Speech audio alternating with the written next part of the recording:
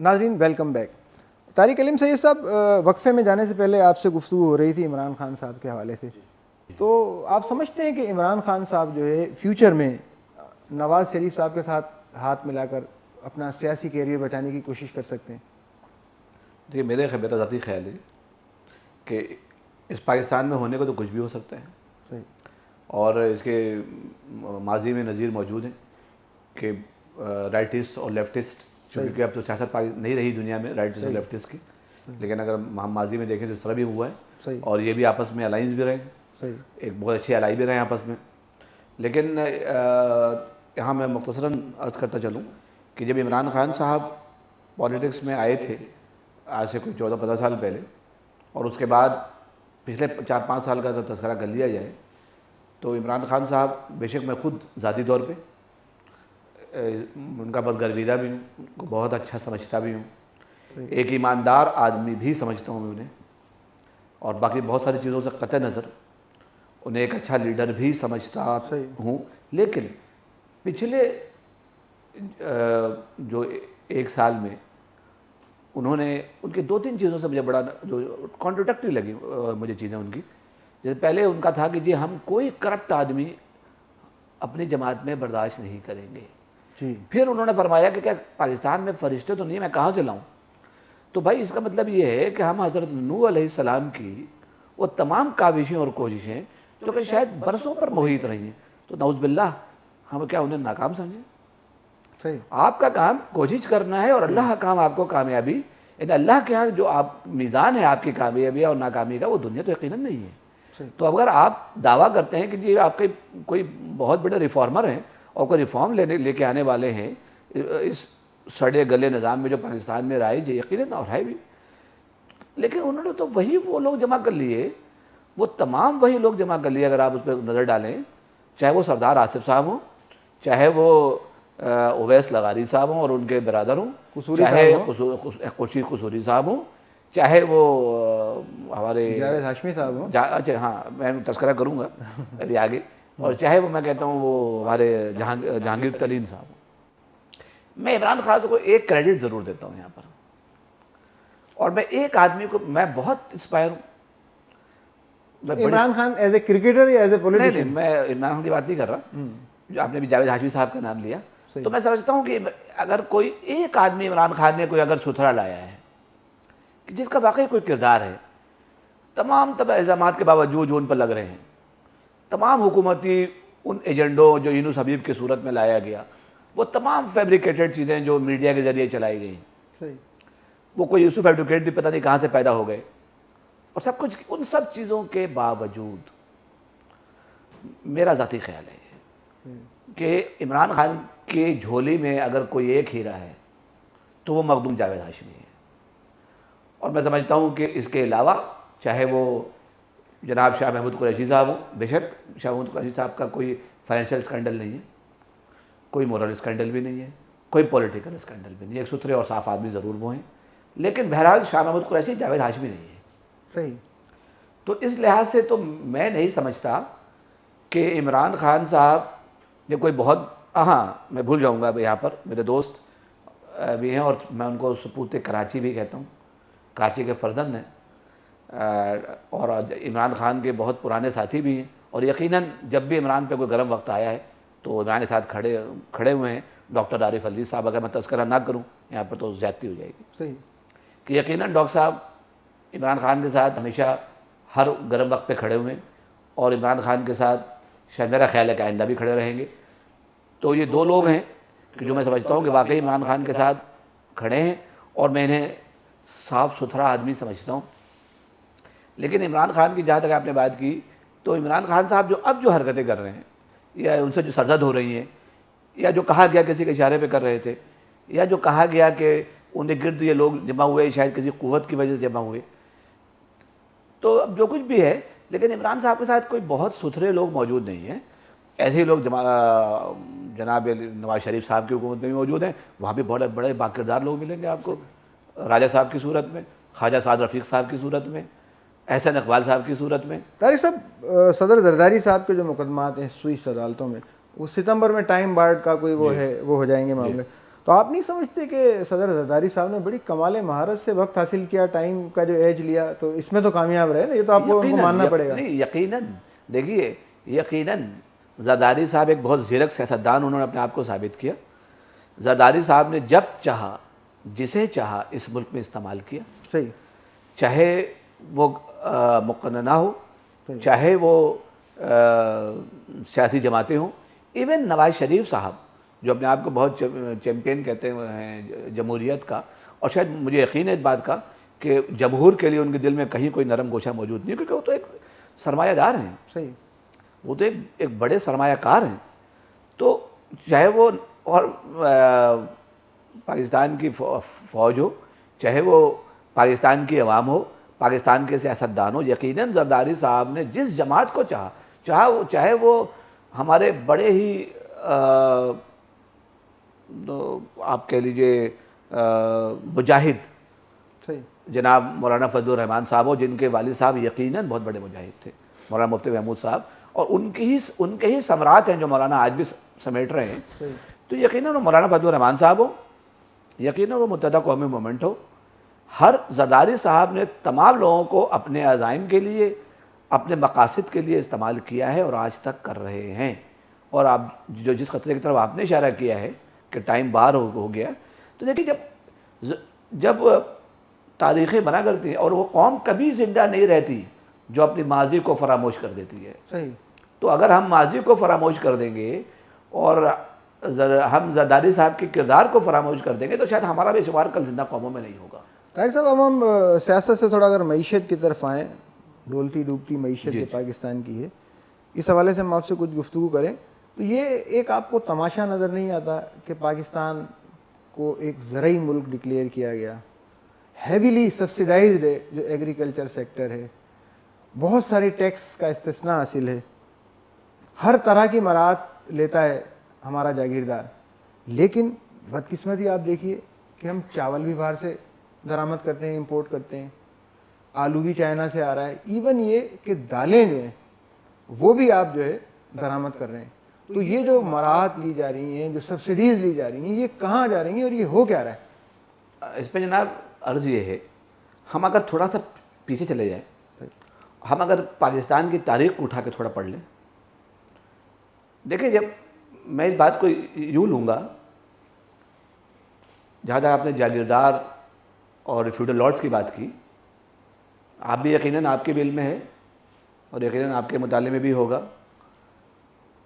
کہ جب پاکستان اور انڈیا جب سیپریٹ ہوئے اور پاکستان مورز وجود میں آیا، اور اس کے مورز وجود میں آنے سے، پاکستان بننے سے اگر ہم 5-7 سال پیچھے چلے جائیں اور 1940 کی قرارداد کو اگر ہم سامنے رکھ لیں، اس کے بعد یقیناً اگر آپ تاریخ کا مطالعہ کریں تو آپ کو اندازہ ہوگا کہ وہ تمام لوگ، وہ تمام فیوڈل لارڈز، وہ تمام دولتانے، وہ تمام توانے، وہ تمام لوگ جو اس وقت فیوڈل لارڈز تھے، بڑے زمیندار تھے، انہوں نے دیکھا کہ اب تو پاکستان کو بننا ہی ہے اور اب پاکستان کو مورز وجود میں آنا ہی ہے.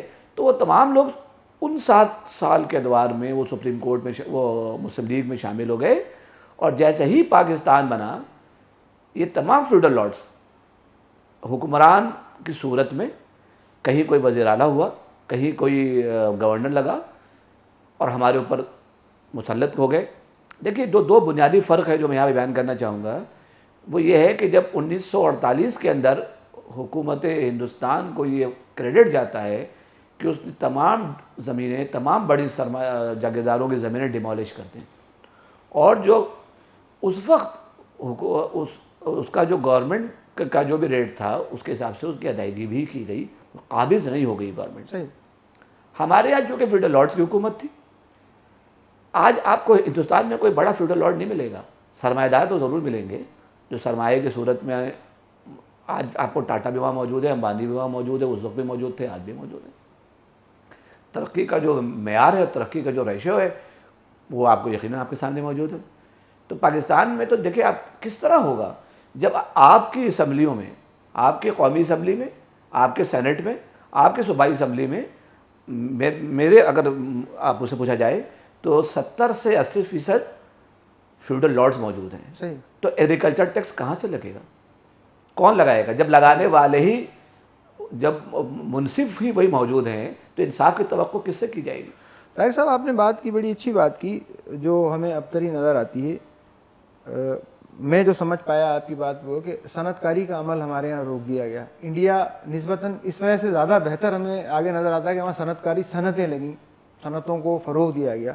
آپ یہ نہیں سمجھتے کہ پاکستان کی اقتصادی ابتری اس وقت شروع ہوئی بھٹو صاحب کی جو نیشنلائزیشن پالیسی تھی؟ پھلتے پھولتے ادارے تھے، بہت بڑے بڑے ادارے تھے، بینکس تھے، مختلف کمپنیز تھیں، ان کو نیشنلائز کر لیا گیا، وہاں یونینز قائم کر دی گئیں، لوٹ کھسوٹ شروع ہو گئی اور سرکاری پیٹرنیج اس میں ہمیں نظر آئی. تو آپ سمجھتے ہیں کہ وہاں سے یہ تانے بانے ملتے ہیں جو اقتصادی ابتری آتی ہے ہمارے یہاں؟ دیکھیں، جہاں تک آپ نے انڈسٹریلائزیشن کی بات کی، جب پاکستان بروز وجود میں آیا تو ہمارے پاس انڈسٹریز نہیں تھیں. صحیح. اس کے مقابلے میں انڈیا انڈسٹریز کے مقابلے میں ہم سے بہت آگے تھا. صحیح. ٹاٹا اور برلا جو ہیں وہ قیام پاکستان سے بہت پہلے سے وہاں موجود ہیں.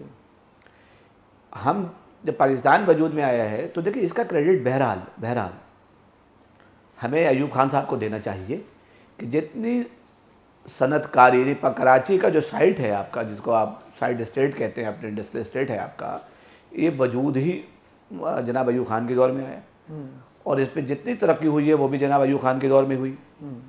اس کے علاوہ اگر آپ اپنا تو پاکستان کی تاریخ میں جو سب سے زیادہ جی ڈی پی ریٹ رہا ہے وہ ایوب خان کے ہی دور میں رہا ہے. صحیح.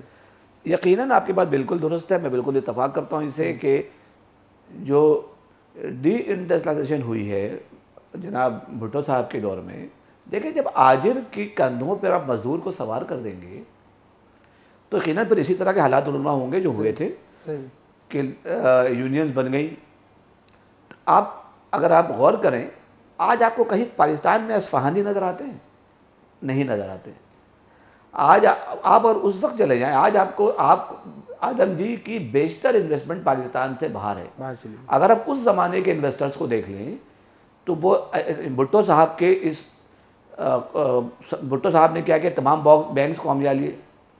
بھٹو صاحب نے کیا کیا کہ تمام انڈسٹریز قومیہ لی اپنے تو اس سے کیا ہوا کہ ایک انارکی پھیل گئی. صحیح.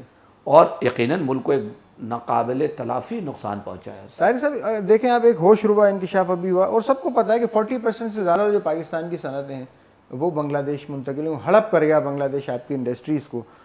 اس کی وجہ ایک یہ آپ کے خیال سے نہیں تھی کہ جو جگڑ بندیاں نظر آتی ہیں، جو شکنجے میں جو کسا ہوا ہے صنعت کاروں کو، جو کاروباری حضرات ہیں؟ مثلاً آپ یہ دیکھیے جو چند لاکھ صنعتی کارکن ہیں پاکستان میں، ہارڈلی ان کے لیے لیبر کورس قائم کر رہے ہیں پاکستان میں، ان کے حقوق کے لیے، ان کے لیے مختلف جو ہے ان کے حقوق کا خیال رکھا جاتا ہے. ان کے جو آجر ہیں، جو مالکان ہیں، وہ اس مد میں ان کو ادا کرتے ہیں، فنڈز ہیں ان کے لیے.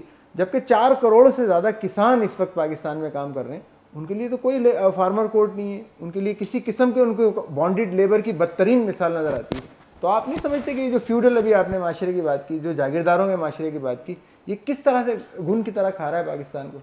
دیکھیں، آپ نے جو سوال کیا اس کے دو سوال ایک ساتھ کیے ہیں آپ نے. میں الگ الگ چاہوں گا ان کا جواب دے دوں. پہلے تو آپ نے یہ کہا ہے کہ جیسے بنگلہ دیش کی مثال ابھی آپ نے دی. دیکھیے اس میں اگر آپ غور کریں گے تو بنگلہ دیش میں جو آپ کی انڈسٹریز شفٹ ہوئی ہیں وہ زیادہ ٹیکسٹائل انڈسٹریز ہیں. اس کا ایک سادہ سا جواب یہ ہے کہ جب 2001 میں امریکہ نے لفٹ کیا راشننگ کوٹا دنیا سے، صحیح، تو پاکستان جو امریکہ، میں ویسے ہی بات کہتا ہوں اور میرا ایک ٹیکسٹائل سے بڑا میری وابستگی رہی ہے کہ اس وقت بھی امریکہ نے بیشتر ممالک کو، جس میں بنگلہ دیش شامل ہے، جس میں سری لنکا شامل ہے، جس میں برما شامل ہے، جس میں جارڈن شامل ہے، جس میں ممباسا شامل ہے، تو میرا ہمیشہ یہ کہنا ہوتا ہے کہ کسی قیمت پہ کر لے. اس وقت امریکہ جو ہم سے ڈیوٹی لیتا ہے امپورٹ پر، وہ 22% لیتا ہے. تو ظاہر ہے اتنی ڈیوٹی پے پر کرنے کے بعد تو ہم عالمی مارکیٹ کا مقابلہ کر ہی نہیں سکتے، کیونکہ ہمارے برابر میں چائنا موجود ہے جہاں بہت سستی مین پاور موجود ہے، را مٹیریل سارا ہے اور وہ دے رہا. حالانکہ اس کا معیار وہ نہیں ہے. پاکستان بہت ہی کوالٹی گارمنٹ ایکسپورٹ کرتا تھا، بہت ہی کوالٹی اسٹف ایکسپورٹ کرتا تھا پاکستان.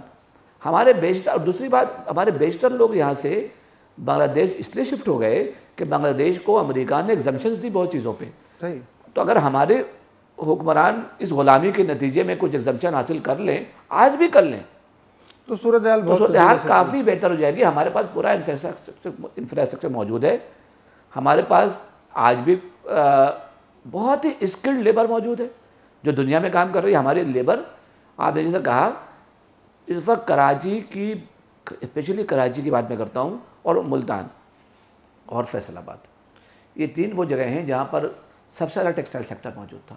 پھر آج کہ جب آپ کے حکمرانوں کے اندر ایک کثیر تعداد میں فیوڈل لارڈز، یہ جو زمیندار اور جاگیردار اور سر موجود ہیں، تو یہ اپنے خلاف قوانین کیسے بننے دیں گے؟ یہ اپنے خلاف قانون کیسے لائیں گے؟ دیکھیے آج جو آپ نے بات میں کہی بالکل درست کہی کہ ایک وقت تھا کہ ہم زرعی اجناس ایکسپورٹ کرتے تھے. پاکستان ایک ایگریکلچر ملک ہے، ہمارا ایک بہت بڑا حصہ ایگریکلچر پروڈکٹ کی ایکسپورٹ پر مشتمل تھا. ہم ایکسپورٹ سے اپنی جی ڈی پی بڑھاتے تھے، یقیناً یہ صحیح بات ہے بالکل. لیکن آج کتنا بڑا المیہ ہے کہ وہی ہندوستان ہمارا ہی پانی روک کے، ہمارے ہی بدعمالی کے نتیجے میں، ہمارے ہی حکمرانوں کی خود غرضی کے نتیجے میں ہمارا ہی پانی روک کے اس سے ہی ہمیں ہی جو ہے وہ چیزیں ہم اس سے امپورٹ کر رہے ہیں. آج ہم دالیں امپورٹ کر رہے ہیں، آج ہم سبزیاں امپورٹ کر رہے ہیں. جو کل تک ایکسپورٹر تھے ہم، آج ہم امپورٹ کر رہے ہیں. آج ہمارا زر مبادلہ جا رہا ہے. صحیح. تو یقیناً یہ بہت بڑا المیہ ہے.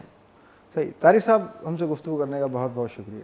بہت شکریہ کہ آپ نے بلایا اور آپ نے کی انشاءاللہ.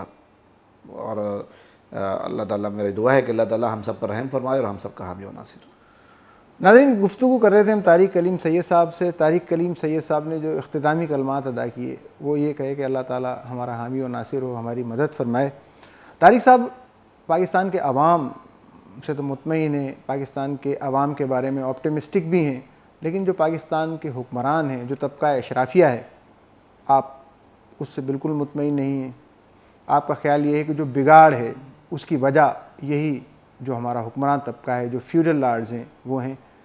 آپ یہ چاہتے ہیں کہ پاکستان اگر اقتصادی معاملات جو ہیں، پالیسیوں کا تسلسل ہو، پروموٹ کی جائے تجارت کو، اسی طرح سیاسی میدان میں نیک نیتی اور اخلاص کے ساتھ لوگوں کی خدمت کی جائے، تو آپ سمجھتے ہیں کہ کوئی وجہ نہیں ہے کہ جو آنے والے سال ہیں اس میں پاکستان ایک خوشحال اور مستقل طور پر سامنے ہے. اس کے ساتھ ہی اپنے میزبان خوشنود انور کو اجازت دیجیے. اللہ حافظ.